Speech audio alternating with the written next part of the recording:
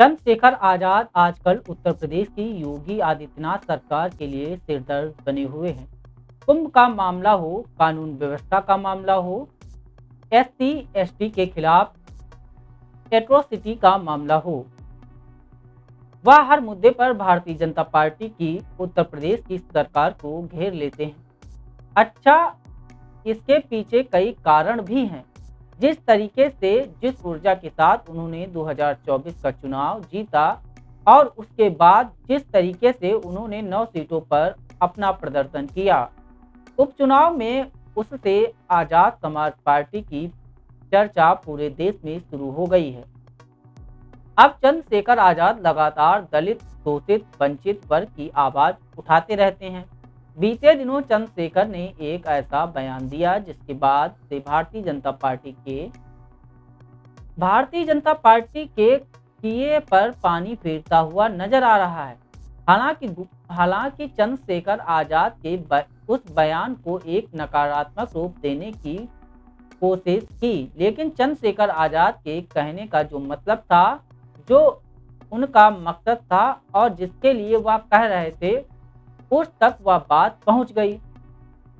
चंद्रशेखर आजाद से पत्रकारों ने एक सवाल किया था कुंभ को लेकर के। आप सभी को पता है, प्रयागराज में सरकार ने हजारों करोड़ों रुपए का बजट आवंटित किया है।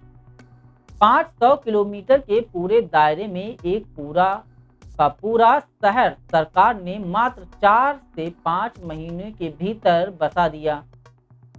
लग्जरी सुविधाएं हैं, वर्ल्ड क्लास एम्यूनिटीज के साथ में। जैसा आपके पास पैसा है वैसा आप जाइए और वहां पर खर्च करिए, मौज मस्ती करिए, दर्शन पूजन करिए।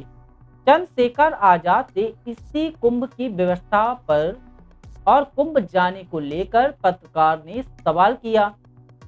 कहा कि आप कुंभ जाएंगे क्या? चंद्रशेखर आजाद पहले से ही भरे हुए थे और उन्होंने सीधे तौर पर कह दिया कि मैंने कौन सा पाप किया है कि मैं कुंभ में जाऊं। जो पाप करता है वह बताता भी नहीं है और इसलिए वह जाता है।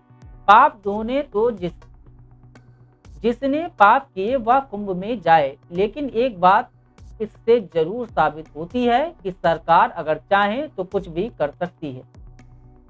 सरकार चाहे तो बेरोजगार जल्दी से जल्दी रोजगार दे सकती है। सरकार चाहे तो दलित, शोषित, वंचित वर्ग के लिए कुछ अच्छा काम कर सकती है। महंगाई भी कम कर सकती है। सब कुछ कर सकती है, क्योंकि कुंभ की व्यवस्था ने मात्र 6 महीने में अगर सरकार हजारों करोड़ों रुपए का बजट आवंटित करके काम कर ले तो इसका सीधा सीधा मतलब यह है कि सरकार कुछ भी कर सकती है। लेकिन सरकार की मंशा नहीं है। जिस तरीके की सरकार है वह उस तरीके का काम कर रही है। जिस तरीके के लोगों की सरकार है वह उस तरीके के लोगों के लिए काम कर रही है। सीधे तौर पर चंद्रशेखर आजाद ने बिना इन शब्दों का इस्तेमाल किए भेदभावपूर्ण काम को लेकर के उस पर भी सवाल उठाए हैं।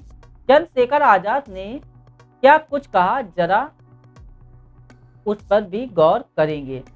उसके बाद उत्तर प्रदेश की कानून व्यवस्था पर चंद्रशेखर आजाद के उस हमले की भी करेंगे जो चंद्रशेखर आजाद लगातार भारतीय जनता पार्टी पर करते रहते हैं। चंद्रशेखर आजाद ने कुंभ पर उठाए सवाल पर इस बार उत्तर प्रदेश सरकार में मंत्री हैं दिनेश प्रताप सिंह। उन्होंने चंद्रशेखर आजाद की तुलना कौवे से कर दी।